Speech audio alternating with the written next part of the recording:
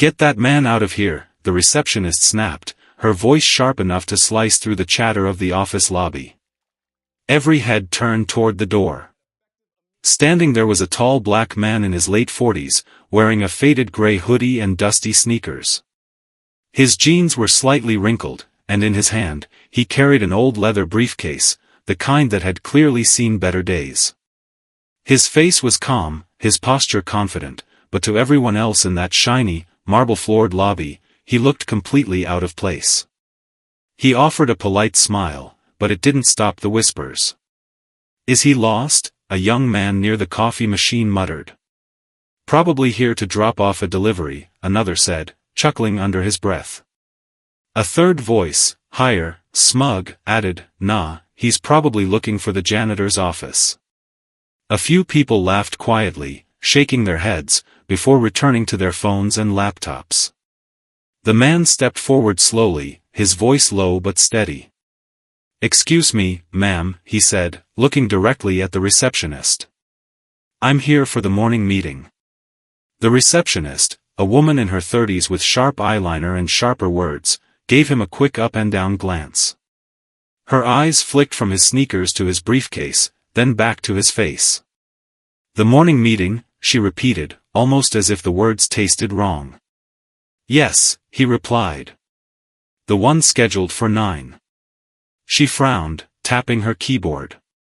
The monitor's glow reflected off her glasses as she scrolled through a list of names. "And your name, sir?" "Derek Miles." Her fingers froze for half a second before she resumed typing. Nope," she said curtly. "I don't see any Derek Miles here." He nodded once, still calm. "Are you sure?"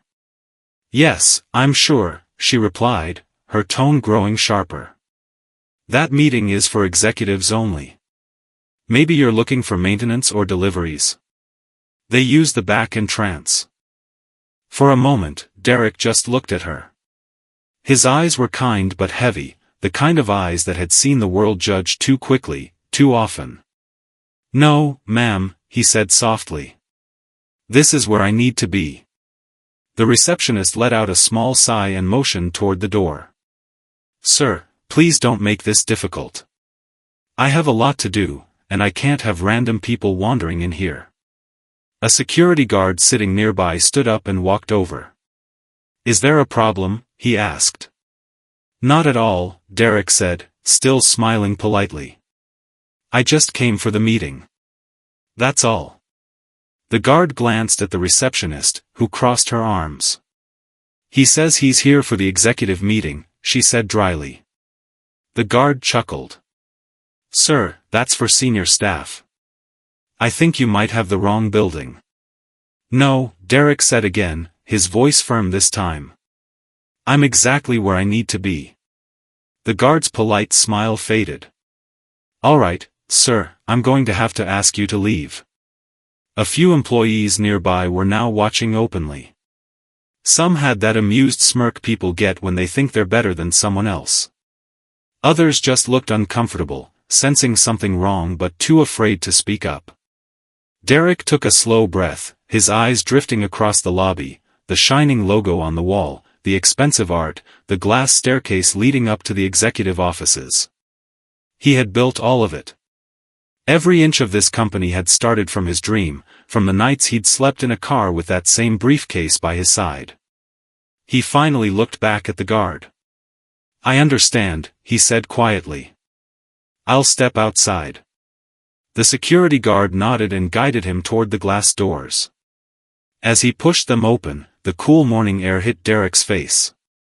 He looked up at the tall building, the name of his company etched proudly above the entrance, and a faint, knowing smile crossed his lips. Inside, the receptionist shook her head. "I swear, some people just walk in anywhere these days," she said, sipping her coffee.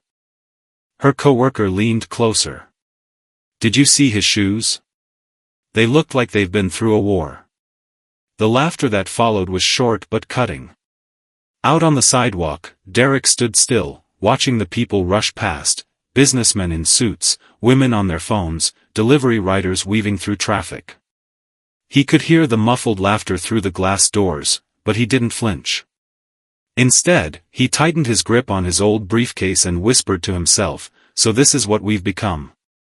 He knew what he had to do. Tomorrow, they wouldn't see a man in a hoodie. Tomorrow, they would see who he truly was. And by then, it would be too late for apologies. When Derek left the building, he stood on the sidewalk for a moment, frozen in place. The city was alive around him, taxis honking, people rushing to work, a cold wind pushing through the narrow streets, but all he could hear was the faint echo of laughter from inside. Through the glass doors, he could still see the receptionist shaking her head, telling the guard something with a smirk. Her laughter looked small from where he stood, but its sting felt enormous. He had been humiliated before, when he was young, poor, and invisible. But this was different. This was his building. His company. His dream. And yet, standing there in those dusty sneakers and faded hoodie, he realized something he hadn't wanted to believe. Somewhere along the way, his company had lost its soul. Derek looked up at the glass tower that bore his name, Miles Enterprises. The letters gleamed in the morning sunlight, proud and perfect, a symbol of everything he had once fought for. He remembered the first time he had seen those letters installed, how proud he had felt. Back then, the office had been filled with people who believed in his mission, to build a company rooted not just in profit, but in purpose. But lately, things had changed. He had heard whispers, small things at first. A manager yelling at a cleaner. An intern crying in the restroom after being mocked by senior staff. Employees complaining about a cold environment where image mattered more than kindness. Derek wanted to believe those were isolated moments. But deep down, something told him they weren't. That morning, he'd decided to find out the truth. He'd left his penthouse without his suit, without his luxury car, without the polished armor of success. Instead, he'd worn the same hoodie he'd had since his garage days, the one with the faint paint stain on the sleeve. The one that reminded him where he came from. He remembered the early years vividly, when Miles Enterprises wasn't a tower but a dream in a cheap notebook. Back then, he didn't have investors or offices or even employees.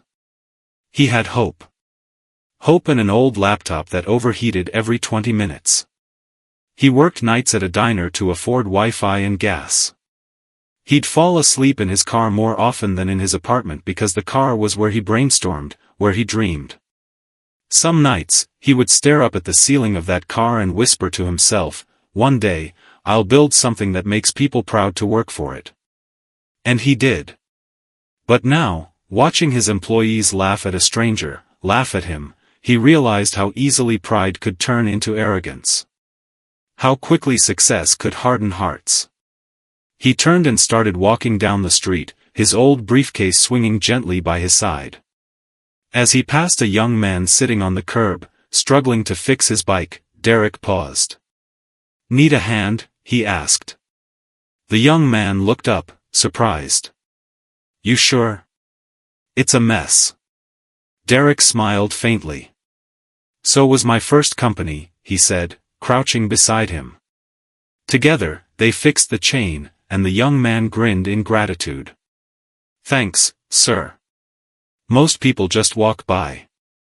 Derek patted his shoulder. "That's the problem," he said softly. "Too many people walk by." As the young man rode off, Derek stood there a moment longer, watching him disappear into traffic. It made him think of his employees again, the people who walked by him without a word, who measured worth by clothes and status instead of decency. When he finally reached the corner, he stopped and looked back at the towering building once more. He could see faint reflections of people inside, busy, polished, successful, yet so far removed from the humanity that had built it all. Derek's phone buzzed in his pocket. It was his assistant, Carla. "Sir," the text read, "we're all set for the leadership meeting tomorrow. Will you be attending in person?" He stared at the screen for a long time before typing back one simple message. "Yes. I'll be there." He slipped his phone away, a slow determination building inside him. The kind that had driven him years ago, when no one believed in him. The kind that pushed him through rejection, hunger, and doubt. Tomorrow, he would walk through those same glass doors again, but not as the man they mocked. He would come as himself, the man who built it all from nothing. And when they saw who he really was, every smirk would vanish. Every whisper would die in their throats. Because tomorrow wouldn't be just another day at Miles Enterprises. Tomorrow would be a reminder that power without humility is empty, and that the greatest test of character is how you treat the people you think you don't need. Derek took one last look at the company that had forgotten its heart, then turned away. His sneakers scuffed against the pavement, his briefcase creaked softly in his hand. The city's noise swallowed him whole, but inside, a fire had reignited, the same fire that built empires. And with every step he took, he knew exactly what needed to happen next. Tomorrow, the lesson would begin. The next morning, the entire company buzzed with nervous energy. The conference hall, a sleek space of glass walls and silver chairs, was packed. Employees whispered in low tones, clutching their coffee cups like lifelines. The air was thick with curiosity and tension.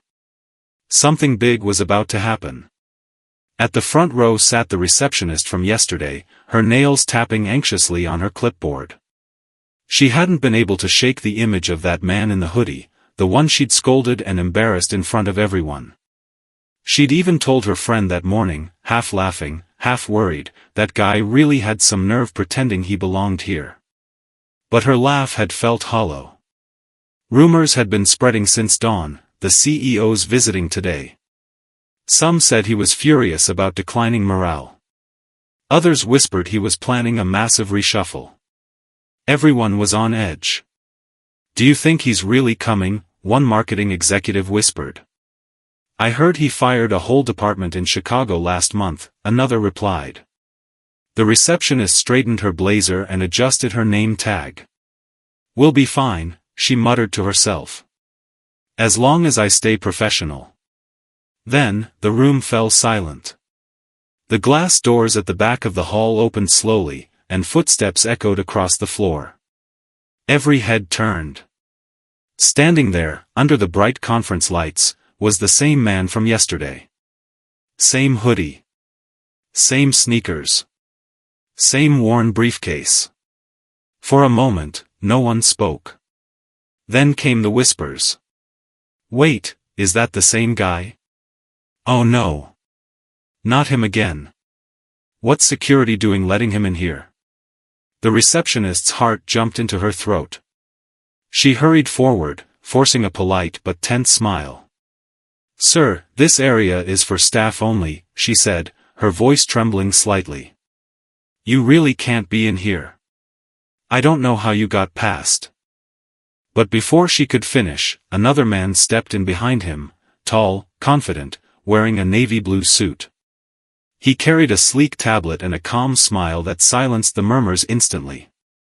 "Good morning, everyone," the suited man said, his voice echoing across the room. "Please take your seats."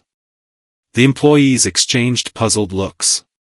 Then, the man in the suit continued. "Before we begin, I'd like to introduce someone very important." He gestured toward the man in the hoodie, who stood quietly, his hands clasped in front of him. "Everyone," the suited man said with a slight smile, "please welcome Mr. Derek Miles, founder and CEO of Miles Enterprises." The words hit the room like a thunderclap. For a moment, no one breathed.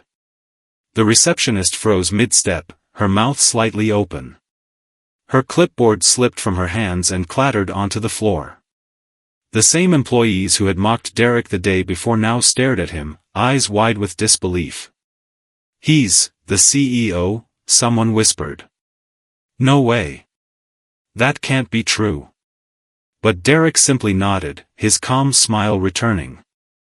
"It's true," he said softly. His voice carried a quiet authority that filled the hall. "And yesterday, I came here not as your CEO, but as a stranger. A man you didn't recognize. He walked slowly toward the front, his sneakers squeaking against the polished floor. The crowd parted for him like waves. I wanted to see how my team, my family, treated someone they didn't think mattered. He stopped near the receptionist. Her face had gone pale. She looked like she wanted to disappear. Derek looked at her, not with anger, but with disappointment.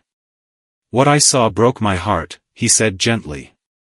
"Not because I was insulted. I've faced worse. But because I saw a company that had forgotten its heart." He turned back to the employees, scanning the room. "When I built Miles Enterprises, I didn't do it to create another cold corporation. I built it because I believed success should never cost compassion. I wanted this place to be a second home, not a place where we judge someone by their shoes or the suit they wear." The room was silent, heavy with guilt. A few people lowered their heads. Derek continued, his tone calm but firm.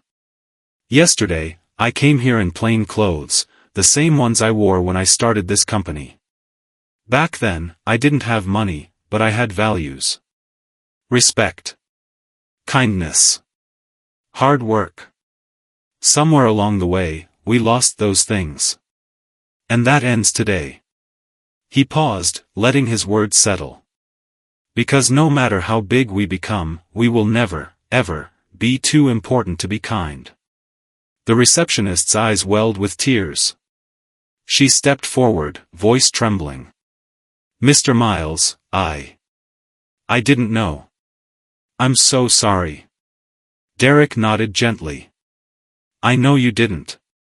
But next time you see someone walk through those doors, someone who looks different, someone you don't understand, remember this moment. Because greatness doesn't always wear a suit." The employees sat in silence. Some looked ashamed, others inspired. But every single person knew that this day, this lesson, would stay with them forever. Derek looked around one last time, then smiled faintly. "All right," he said. "Now let's get to work, the right way." Applause began slowly, hesitantly, then grew louder. Not out of obligation, but out of respect. For the man who had reminded them that power means nothing without humanity. The room froze. Mouths hung open in shock. For a few seconds, no one even blinked. The air itself seemed to stop moving. The receptionist's hand flew to her chest as if she'd forgotten how to breathe. "Wait, what?" she whispered, her voice barely audible. The man in the hoodie, the same one they had laughed at, ignored, and tried to throw out, smiled faintly and reached up to remove his old cap. His calm confidence filled the room like quiet thunder. "Yesterday," he began, "I came here dressed as someone you wouldn't normally respect." His voice wasn't loud, but every syllable carried power. "And I watched how you treated me." You could hear a pin drop. The entire staff sat frozen, eyes wide, hearts pounding. "I saw the laughter," Derek continued. "I heard the whispers. I saw people turn away instead of offering a simple hello. And it told me everything I needed to know about the kind of culture we've created here." His gaze moved slowly across the faces in front of him, the managers, the assistants, the interns. Some couldn't meet his eyes. Others shifted in their seats, suddenly remembering their own smirks and careless words. Derek's voice softened, but his disappointment was sharper than any shout. "I built this company on hard work, integrity, and respect. Those were the foundations that got us here. But yesterday, I realized something painful. Somewhere along the way, we forgot those values." He took a step closer to the front. The receptionist looked down, her fingers trembling around her clipboard. She couldn't bear to look at him. "I wanted to believe," Derek said, "that no matter how successful we became, we'd never lose sight of our humanity. That we'd treat the janitor with the same respect as the vice president. That we'd remember kindness is the first sign of true strength." He paused, his jaw tightening. The emotion in his eyes made the silence even heavier. "But yesterday, I saw people judging a man not by his words, not by his actions, but by his clothes. By the way he looked. A few gasps broke through the crowd. Derek nodded slowly. And that, he said quietly, is how companies die, not from losing profits, but from losing heart. The weight of his words sank deep. You could see realization spreading across faces. The young intern who had laughed yesterday bit her lip and looked close to tears. A senior executive wiped his forehead nervously. Even the security guard who had told Derek to leave now stood stiffly at the door, shame written all over his face. Derek continued walking toward the center of the room, every step measured and deliberate. You know, when I started this company, he said, I didn't have fancy suits or designer shoes. I had one old laptop and a dream.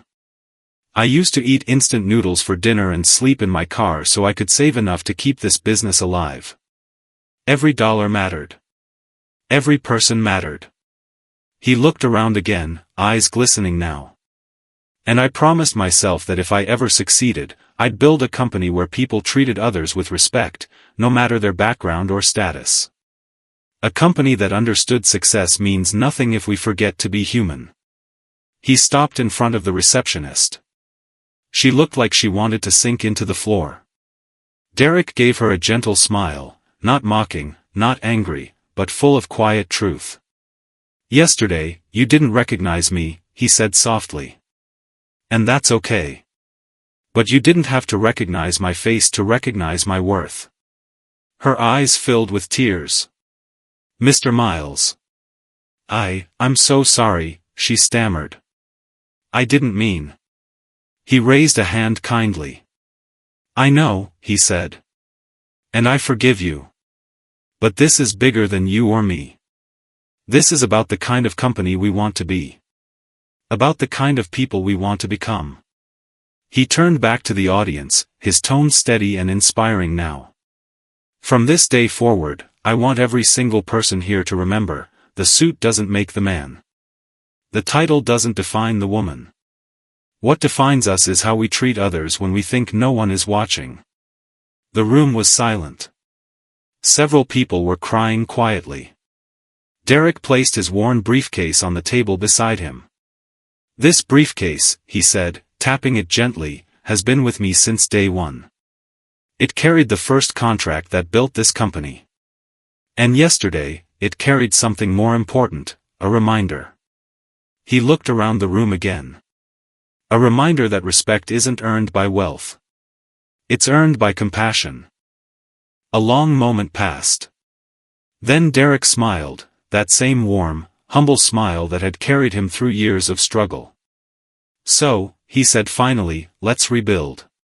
Not the company, the culture. Because true success isn't how high we climb, but how we treat the people we meet along the way. He stepped back, and for a few seconds, no one moved. Then, slowly, hands began to come together.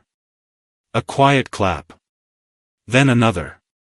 Then the entire room rose to its feet, the applause growing louder, fuller, more emotional.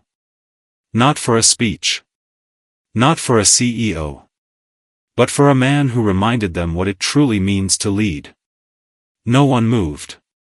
The air felt thick, almost sacred, as if the entire building was holding its breath. The security guard lowered his eyes, shame written all over his face. The receptionist's hands trembled as tears slid silently down her cheeks. Around the room, the same employees who had laughed just a day before now sat frozen, unable to look up. Derek stepped forward slowly, his old sneakers squeaking softly against the polished floor. The sound seemed to echo through the silence. He reached the front row and gently placed his weathered briefcase on the long conference table. The leather was cracked, the handle worn, a small piece of his past, standing in the middle of all that glass and steel. This briefcase, he said quietly, his hand resting on it, was with me the day I signed my first contract. His voice was calm but heavy with memory. Back then, I didn't have much, no office, no staff, no luxury car waiting outside. Just faith, and fight. He smiled faintly, lost for a moment in his own past. People looked down on me because I didn't look successful. They judged me before they knew me. But I never forgot how that felt. His eyes lifted, meeting the crowd's gaze. That feeling, of being invisible, underestimated, dismissed, it stays with you. No one dared to interrupt. The only sound was the hum of the air conditioner and the quiet crackle of emotion building in the room. I promised myself, Derek continued, that if I ever had power, I'd use it to lift others up, not push them down. That I'd never become the kind of person who forgot what struggle looked like. He let the silence hang for a moment, letting every word sink in. Yesterday, he said softly, many of you failed that test. A ripple of guilt moved through the room. You saw a man walk through those doors, a man who didn't look like your idea of success, and instead of showing kindness, you showed judgment. He paused, his voice lowering. But today, I'm giving you another chance. Not just to keep your jobs, but to change your hearts. Several employees looked up, their eyes glistening. Derek's tone wasn't angry anymore, it was forgiving.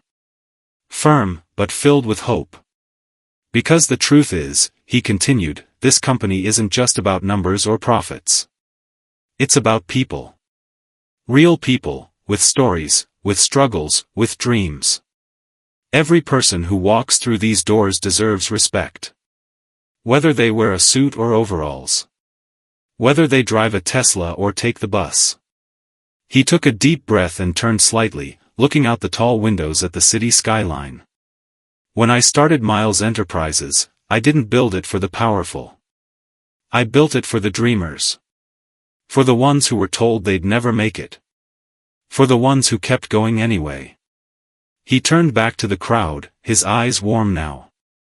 So if we're really going to move forward, it won't be through fancy titles or polished presentations. It'll be through compassion. Through how we treat the people who can't do anything for us in return. The receptionist finally spoke, her voice breaking. Mr. Miles. I don't have an excuse. What I did was wrong. But I promise, I'll never treat anyone that way again. Derek smiled kindly. That's all I need to hear, he said. Because change doesn't start with perfection. It starts with awareness. It starts when we decide to do better. He looked around the room again, eyes steady and sincere.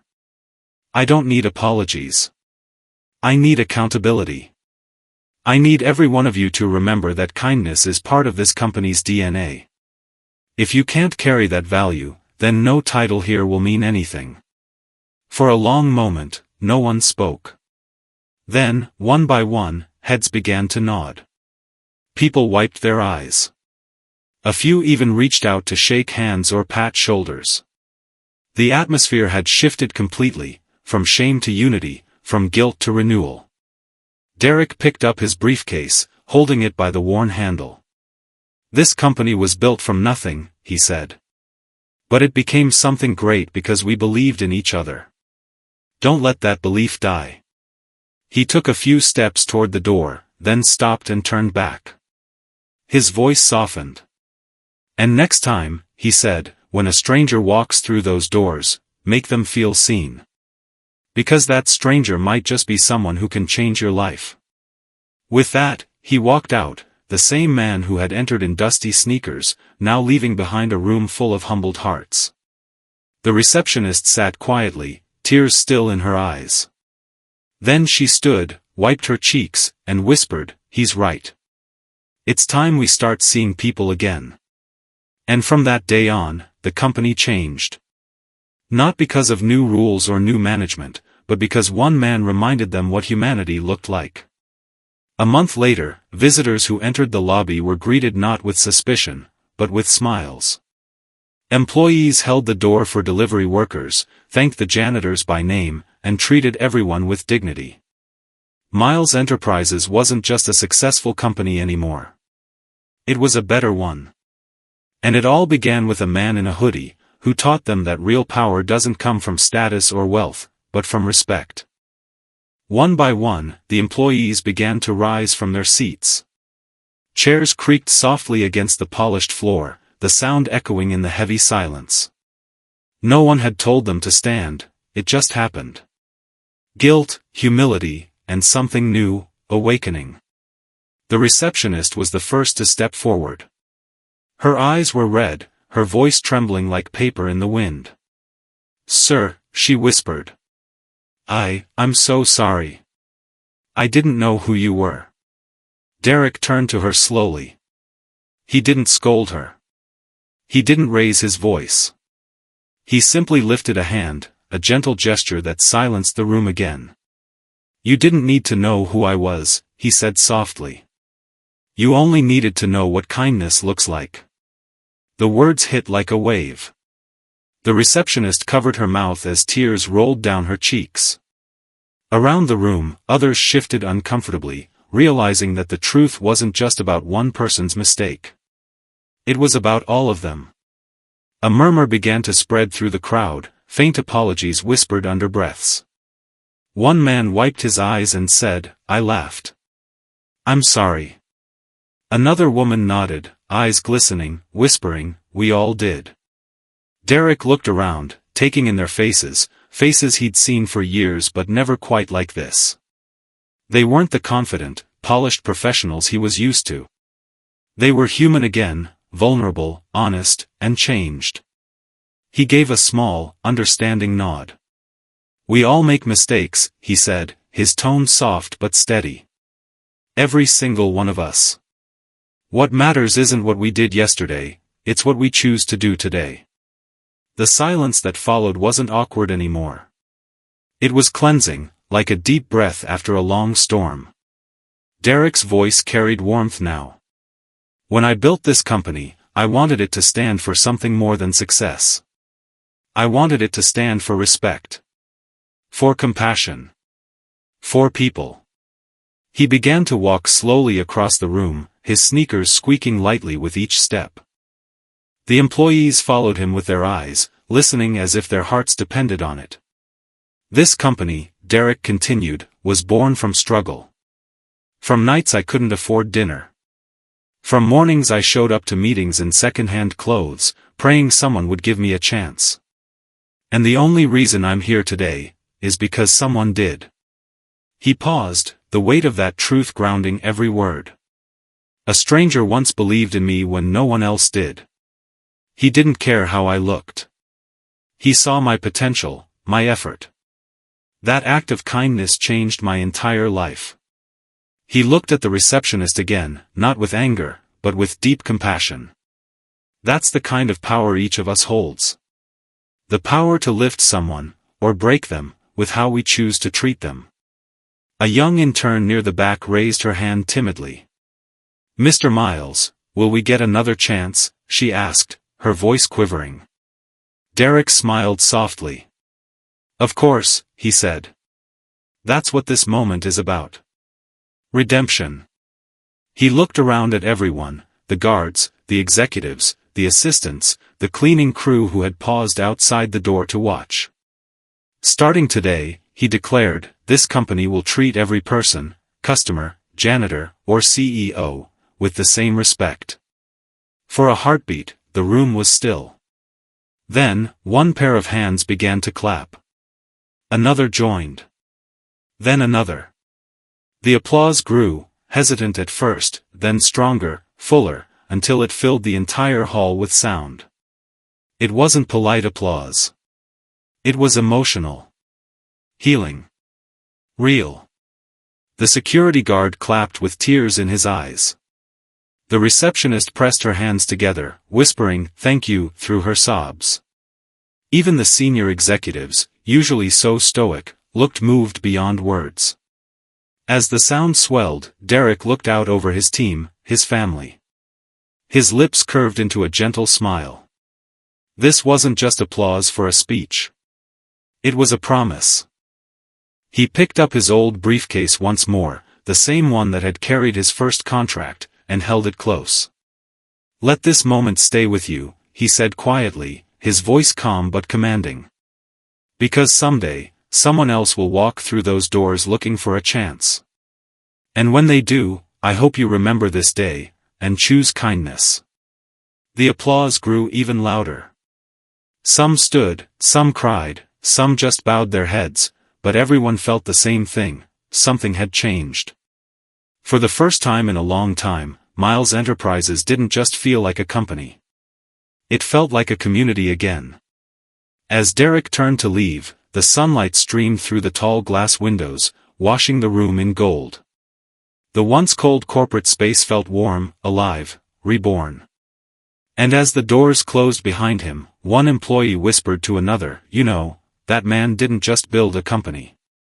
He built a lesson we'll never forget." And from that day forward, no one inside Miles Enterprises ever looked at a stranger the same way again. Because that morning, a man in a hoodie taught them the greatest truth of all, that respect costs nothing, but changes everything. Later that evening, the golden light of the setting sun filtered through the tall office windows, painting the glass walls with shades of amber and rose. The once bustling office was quiet now, emptied of chatter and movement. Desks stood in neat rows, monitors dimmed, papers stacked carefully, as if even the building itself was taking a moment to breathe after the storm of the day. Derek stood by his desk, slowly placing a few files into his old leather briefcase, the same one that had once held his dreams when he was nothing but a man with hope and grit. The air around him was calm now, almost peaceful, yet filled with a subtle heaviness, the weight of lessons learned. He was about to close the latch when a soft voice broke the silence behind him. "Sir, can I ask you something?" Derek turned. It was the receptionist, the same woman who had ignored him that morning, the one whose head had hung in shame during the meeting. Now, her posture was humble, her hands clasped nervously in front of her. Her eyes, red from crying earlier, reflected something new, remorse, but also courage. "Of course," Derek said gently. She took a hesitant step closer. "Why did you give us another chance?" she asked quietly, "after the way we treated you?" Her voice cracked on the last few words, and for a moment, she couldn't meet his eyes. Derek studied her, not with judgment, but with the same calm understanding he'd carried all day. He slowly zipped up his briefcase and straightened his coat. "Because," he said softly, "someone once gave me one, when I didn't deserve it." The receptionist looked up, her brow furrowing. "Someone gave you a second chance?" He smiled faintly, a hint of nostalgia in his eyes. "A long time ago," he said. "Back when I was struggling to get my first client. I made a mistake, a big one. I thought I'd lost everything. But instead of walking away, the client looked at me and said, 'Everyone deserves a chance to learn.'" He paused, letting the memory hang in the air. "That one moment changed my entire life. It taught me that people don't grow from punishment, they grow from grace." The receptionist nodded slowly, tears welling up again. "I think, we all needed to learn that today," she said, her voice trembling. "I'll do better. We all will." "I know you will," Derek replied kindly. "That's why I came, not to catch anyone, but to remind everyone what this place was built on." For a long moment, neither of them spoke. The room was quiet except for the distant hum of the air conditioner and the faint sound of traffic outside. Then the receptionist smiled through her tears, whispering, "Thank you." Derek gave her a reassuring nod and walked toward the exit. As he reached the glass doors, he saw the same security guard from that morning waiting there. But this time, the man's expression wasn't blank or dismissive. It was warm, respectful. Without a word, the guard straightened up and opened the door for him. "Good evening, sir," he said with sincerity, bowing slightly as Derek stepped through. Derek smiled, not out of politeness, but pride. The kind of pride that came from seeing change, not just in others, but in the heart of something he had built from nothing. Outside, the sky had turned a deep orange, the city bathed in twilight. Derek paused for a moment on the steps, the cool air brushing against his face. He looked back through the glass doors and saw the receptionist still standing there, watching him leave, not as an employee watching a boss, but as a person watching a man who had just changed her life. He took a deep breath, the kind that felt like closure. That day, Derek hadn't just reminded his team who owned the company. He reminded them of who they were supposed to be, people of compassion, of dignity, of second chances. And as he walked toward the fading light of the evening, his reflection disappeared into the glass, leaving behind not just a CEO, but a leader who had turned a moment of judgment into a movement of kindness.